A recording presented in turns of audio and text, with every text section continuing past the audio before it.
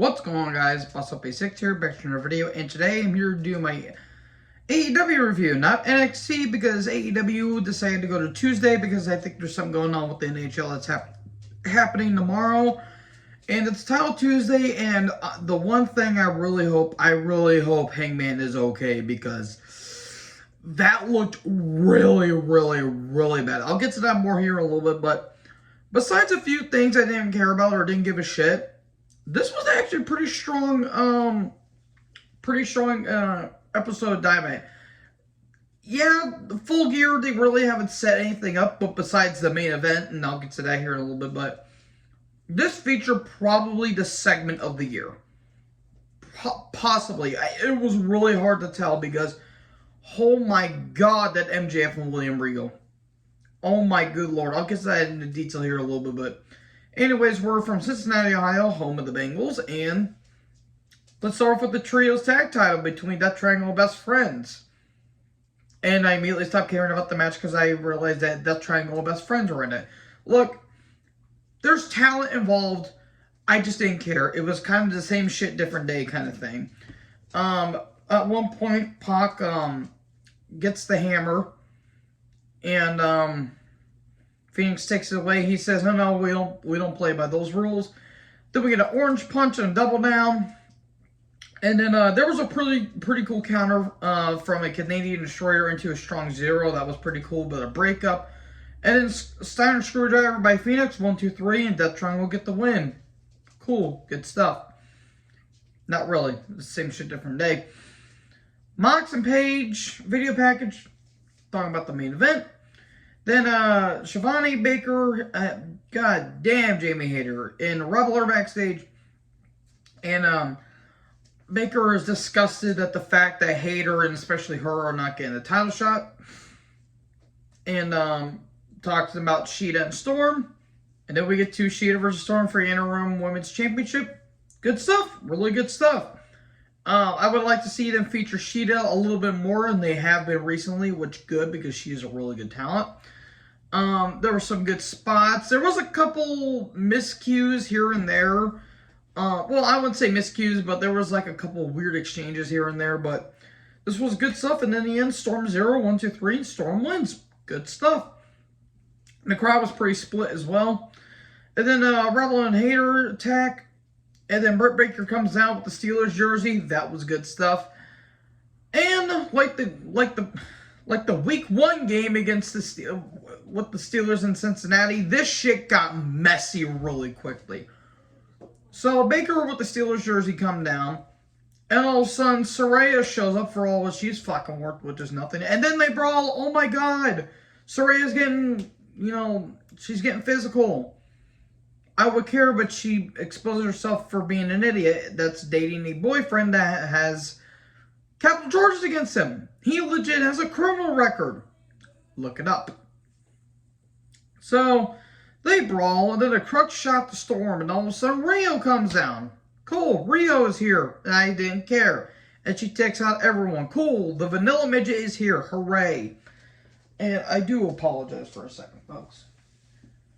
I have the producers in my room, but one of them needs to go to bed. So, if you apologize for 1 second. And I do apologize for that, folks. I do have the other producer right here. She's become a little bit of a social media influence. A lot of people that I've showed pictures of, they like her. But anyways, so yeah, this got really messy. And then a wardrobe video package talking about the Kingdom. Matt Taven, Mike Bennett, and Maria Kanellis that showed up on Rampage last week. You know what? Good for them. I do like all those talents.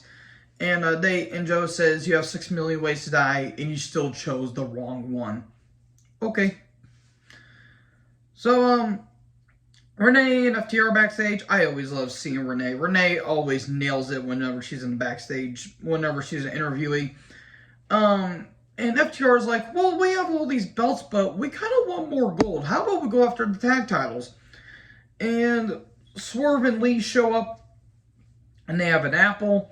And Swerve kind of does a shtick, kind of being an ass, and Lee's like, I do apologize for it. Here, Swerve, just hold the apple.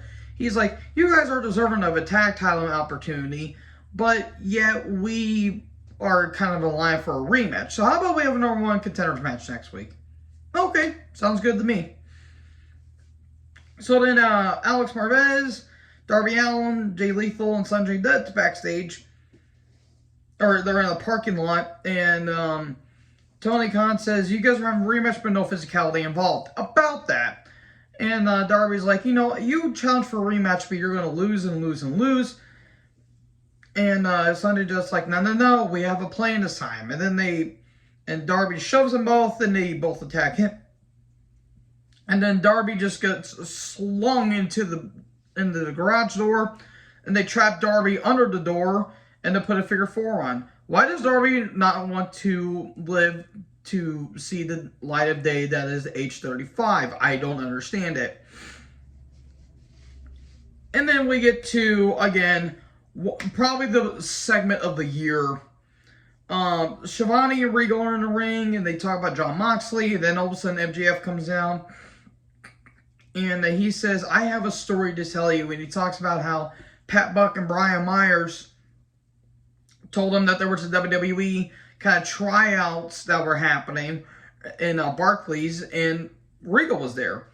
And he talks about the tryout matches, and he said within the first match, I think he said it was Dean Malenko, Adam Pearce, and I'm pretty sure Regal. I'm pretty sure. I know it was Malenko and Pearce.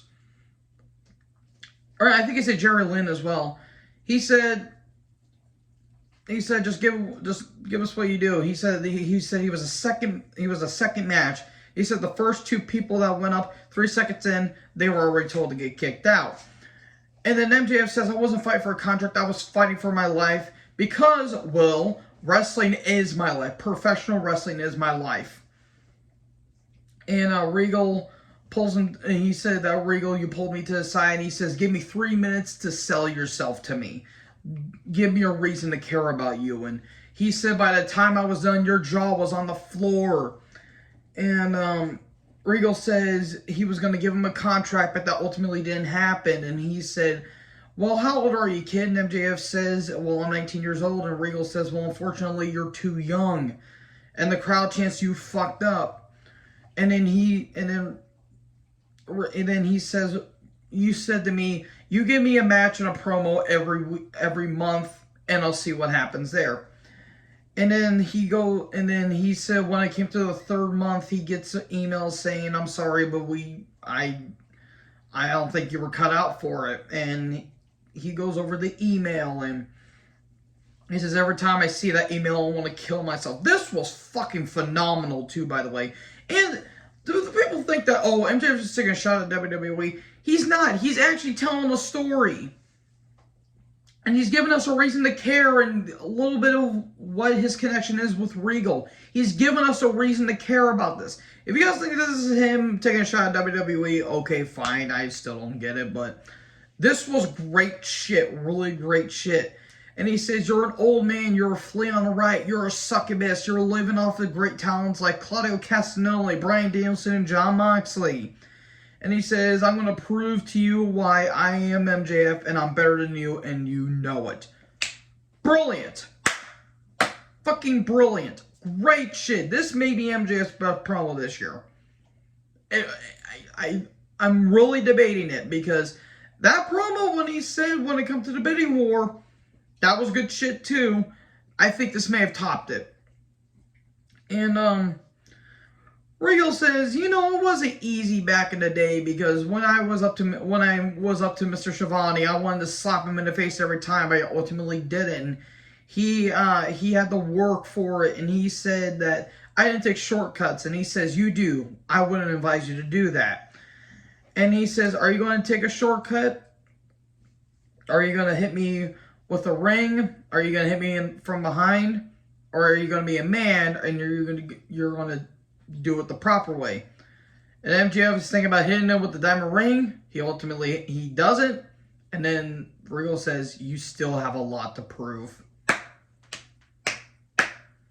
That was a cherry on top of the glorious Sunday. And that felt like a grandson and a grandfather like moment. I don't know why. That was fucking brilliant. Brilliant. That was the best thing on this entire show. Nothing legit topped this. This was mind-blowing. It was beautiful. And then we get to a Jericho video package, and immediately just stopped caring.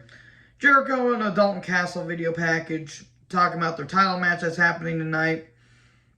Renee Acclaimed and Billy Gunn backstage. And Acclaim says, we're going to take on the Varsity Athletes, and everyone loves the Acclaim. It's the titles versus the trademarks on Rampage, because that's a thing for some reason. And okay, we're gonna still be doing scissoring. There's nothing you can do about it. Okay. And then Renee Danielson, a Yuta interview from earlier.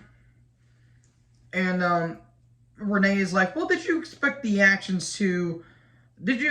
actions from Daniel Garcia? And Brian kind of beats around the bush about it and says, Garcia is a really great athlete and all that stuff, and he is a really good, technical wrestler, and he's a good sports entertainer.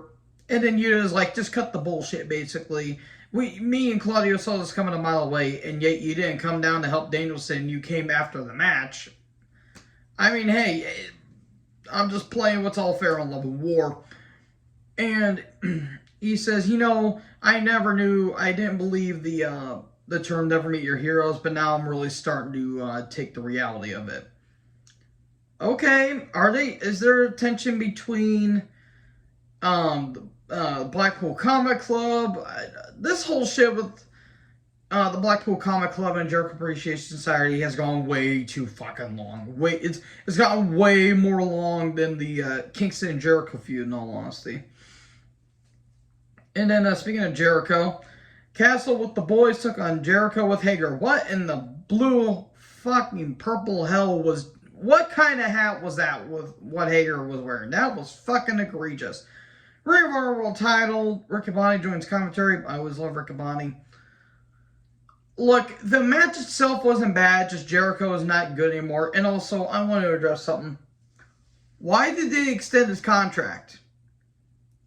Why did you extend his contract to 3 more years? He hasn't had any value in 2. There's no value in Jericho.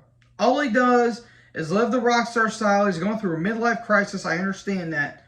But at the same time, you got to say no at one point. If he's going to be an executive and be a backstage, play a backstage role, fine. But the fucking guy can't work in the ring anymore. Jericho was washed. And there was some dumb bullshit with the boys with Hager, which... I get the appeal of the boys, but at the same time, it's a little too stupid. It's, like, too hokey. And they kind of, just barely touch Hager, like they're barely hitting him.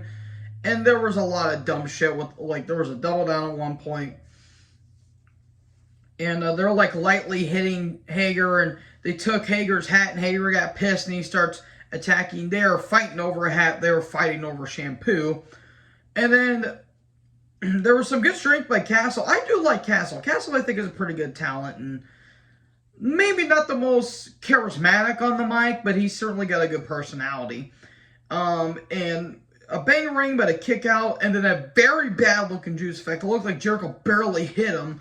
And Jericho wins. And then Jericho Appreciation Society members show up. And then Jericho says, I'm going to decimate the legends. You already decimated Ring of Honor by winning the title, Jericho. And he says, I took out ring announcers, now I'm going to take out commentators. So they grab Riccaboni, and Jericho's about to hit, 2.0 grab Riccaboni. Jericho's about to hit him with the title. But then Jerry Lynn shows up, hits him with a low blow, tombstone on the belt safely because Jerry Lynn did have a recently surgically repaired neck. And there you go. Cool. So is Jerry Lynn going to take on Jericho now? Jesus Christ. Another proof that I don't give 2 flying fucks about Jericho. And by the way, I did not watch NXT. I heard there was some alright stuff. It's built up to Halloween Havoc, which I'll most likely see since I got nothing going on. But yeah, I just don't have. I didn't have the channels for it, so sorry about that. And then Luchasaurus and Christian Cager video package, and Cage is like, "Well, we're done with Jungle Boy. We're done with Jungle Boy. Now we're gonna be looking for gold. So you guys better watch your ass because Luchasaurus is coming for championships." Okay, there you go. So we get a Rampage Dynamite card rundown. And then Renee is, Layla Gray, my goodness. Her and Kiera Hogan are backstage. Renee is like, hey, were you guys supposed to go after Jade's championship? And then Jade shows up and says, well, where's my championship that Nyla stole? Well, Nyla isn't here. Well, she's gonna be in Jacksonville this Friday. So and she says, Tony Khan, you either A, give me my championship back, or B, I'm gonna hold up the show hostage for 60 minutes, because that's exactly what we wanted to see.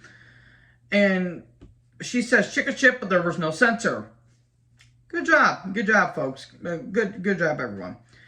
Then we get to Jon Moxley versus Adam Hangman Page for the Ring of Honor World Champ, or not Ring of Honor, for the AEW World Championship. William Regal on commentary. We had a bit of a jump start by Page, and Mox is bleeding. What? He never bleeds. There were some good moments, but again, unfortunately, the match got cut short, and they because Moxley hits a big clothesline, big King Kong Larry, and looked like Page got knocked out. And he landed pretty rough on his head. I hope it's nothing too severe. I hope it's nothing too serious. I hope it's just maybe it was a concussion scare, but he'll be okay, because that did look pretty bad. And Hangman he sold it pretty good too, but the way he landed, I'm like, ooh, ugh, Jesus. That looked pretty bad. So the match unfortunately got called off. Regal comes down, and during when they were cutting to the commentators, Moxley was praying, and hopefully that Hangman wasn't too hurt, which good for Mox. He is a very faithful man. And Mox says, "Well, you know what? Since we still got a few minutes to spare, MJF, how about you come down and cash in that chip?" MJF with the ref comes down. And then he's about to, go after Mox, but then he gives the chip to Regal. He runs up the ramp. He grabs a mic. He says, "No, I don't want to take shortcuts. I don't want you at 50%. I want you at 110%, because I'm challenging you at Full Gear. I'm going to cash in my chip, and I'm going to pin you in the ring 1, 2, 3, and make you the world champ and become the world champion." And Moxley basically just does his typical shtick, and there you go. So yeah, the ending was a bit rough, I will admit, but they made up the best that they could, and I hope Hangman's gonna be all right. So yeah, overall, Dynamite was pretty damn good for the most part. So thank you guys for watching this video. Make sure you guys like, comment, subscribe. What do you guys think about this show? Let me know in the comment section below. Again, make sure you guys like, comment, subscribe. I say it twice. Tap the little bell for more notifications. Join the herd. Talk to you guys in the next video. Peace out.